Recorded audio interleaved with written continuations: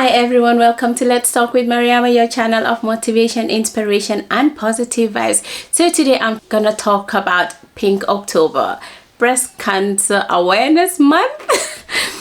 And I know this is something I wanted to do since last year. I didn't get to do it, and this month I kept on saying every weekend I'm gonna do it this month, I'm gonna do it this week, and I never got to do that. You know me already taking my time as usual, but here I am, and today I'm gonna talk about breast cancer as a physiotherapist, as a woman, and as a health professional that actually sees patients with breast cancer. So I know this is a very important topic to every individual because men get directly affected. They can have breast cancer as well, but it's very, very rare. But then they have their mothers or their sisters or their wives that will go through this process. So I think it is a general thing that we all get to experience directly or indirectly. And so here is my take. I know from some of the literatures that I read or articles, in Switzerland alone, every year around 6,000 women are being diagnosed with breast cancer. Probably some of you might think 6,000 is not a lot, you know, but I think every single individual matters. Even if it is just one woman that is being diagnosed with breast cancer, it's a lot, because this person is not just this person. They have their family members, they have friends, they have people that love them, and people that actually go through hard times together with them. So it's not just this figure, it's more than that. That is my feeling and my take. So, and in the Gambia, I honestly do not know, so I cannot compare the figures because the statistics is not just available for me to do that. But I'm gonna talk about Switzerland today. And also, I know so many people do not know how to examine their breasts or to determine, or if I have a lump, is it a malignant one, or is it a bad one or a good one? They do not have an idea. So you definitely need to go to see your doctor to identify whatever you have. And if you do not have these things, when you reach 40, I think it's a good thing to actually do a yearly checkup to make sure that, you know, all these things have been screened and then you are clear. Early detection in breast cancer is quite important. There are so many treatment possibilities or therapy possibilities that we have as women than when it is late.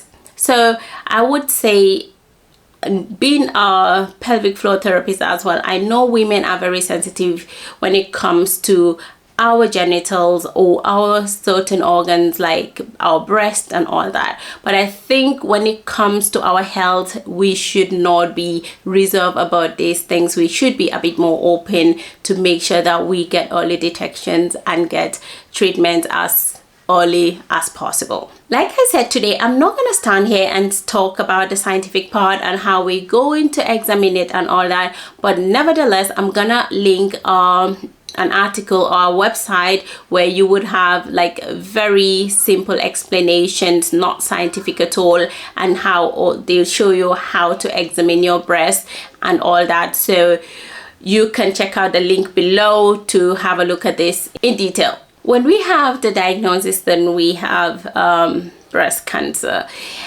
It is devastating. It is heartbreaking. You feel like, why me? You feel like the whole world is coming down, and you just cannot imagine how life is gonna become. What are you gonna do? How are you gonna deal with it? Who is gonna be there? Who is not gonna be there?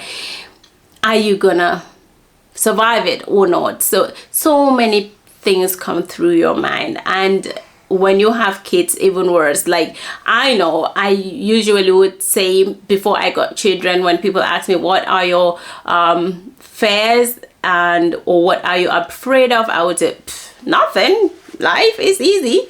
But now it's different. I think my worst fear would be leaving my kids behind, and especially when they are young, and then going through certain diagnoses and probably not even making it and all that. But that is not the case. I just want to stand here and tell you that there are possibilities. If you get early detection, you can have these treatments and therapies and then feel much better for your family and all that. So check out the link and make sure that you get the test done. If you're not sure, get your medical officer or your doctor confirm with you. The different therapy or treatment possibilities are to do the surgery to take off the tumor and then do chemotherapy, or you have chemotherapy, you have radiotherapy, and then you have complementary therapy. Complementary therapy is basically yoga, exercises, nutritional advices, sexual therapy and all that, because we know when we go through certain diagnoses, especially when it comes to cancer, people tend to be stressed, to be depressed and all that. And when we are depressed, we don't have feelings to actually make love, or our sexual lives try to go down and all that. So I think it is important to have actually these counseling sessions, the psychotherapists to actually also be there to help you out, to guide you through this process, and to also learn to deal with your diagnosis or your situation. When I compare then these treatment possibilities in the Gambia, let's say, I know and I hope that things would improve, but there are so many women that first and foremost do not have the information to how to self-examine themselves, and then if they even know, they cannot identify if the tumor is if it is a tumor or not, if it is a tumor, and what are they going to do about it, and are they going to get the surgery? Probably surgery, yes, but we don't have chemotherapy, we don't have radiotherapy. And most of the patients that I have seen in the Gambia with breast cancer or other cancers, form of cancers, had to go all the way to Senegal to get themselves treated. And I find it, and it is quite expensive. You all know everywhere in the world treatments are quite expensive. So we have so many people, let's say in the Gambia, that are dying from breast cancer, people that I personally knew, and even now people that I know that are going through it. If you have the possibility and you're fortunate enough to be able to go to Senegal or outside the Gambia to go to another country and get the treatment, you have the probability of living a bit longer or getting your cancer treated. And if you don't have this possibility, you go through difficult times and you cannot even fight, because I think fighting the disease is also having all these possibilities. But if you do not have these possibilities, the basic possibilities like the surgery, the chemotherapy and the radiotherapy, then we're not even talking about complementary therapy here or treatments. But I think they are important to give the women the possibility to also to live a normal life and have the support that they need to make their diagnosis and their situations that they're going through much easier. I've been working with women going through chemotherapy and radiotherapy and all that, and I see how difficult it can be. And coming to therapy with a wig or without, with their hair ties and all that, and also knowing people that are going through these treatments, I feel I just wanted to do something about it. I give them a hug. I am there to listen to them. But then, you know, at some point I thought, you know, you don't have to wear your wig if you don't want to, just because you're coming to see me. Girls, what am I gonna do?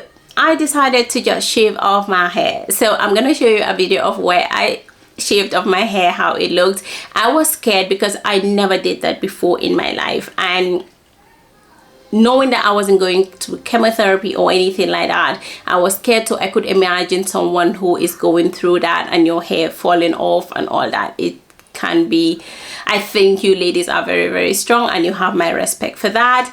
So anyways, I shaved off my hair. My husband helped me to do that, and then it looked amazing, and I was happy that like these two women, anytime they come to see me, they're like super happy they didn't have to wear the wigs, and they like, thank you for doing this and all that. And I think I did it for myself as well, because I wanted them to be comfortable being around me, comfortable in the situation that they find themselves in at that moment. Hi everyone, this is me again, and then this is my new look. And anyways, it's in solidarity with all the pink ladies. If you don't know, is the breast cancer ladies, and I thought I'm just gonna do this to show all the ladies that have it, that they are not alone going through the treatment of chemotherapy, radiotherapy and all that, losing your hair. And I know most women don't feel comfortable about it, but I think they should, because they're always beautiful and they always will be. So my hair is growing, people. That's my natural hair. After a whole year of shaving my hair, it's growing a bit, so I decided to come hair natural today, so you all see my natural hair. I'm liking it, you know. So anyways, ladies, if you have the diagnosis, respect to you, and know that you're not alone. You have all of us that are with you and love you so very much, and we are very proud of you that you're fighting your diagnosis, this disease. If you are not, please try as much as possible to get information, to examine yourselves, and if you're not sure, get professional help. And until next week, bye.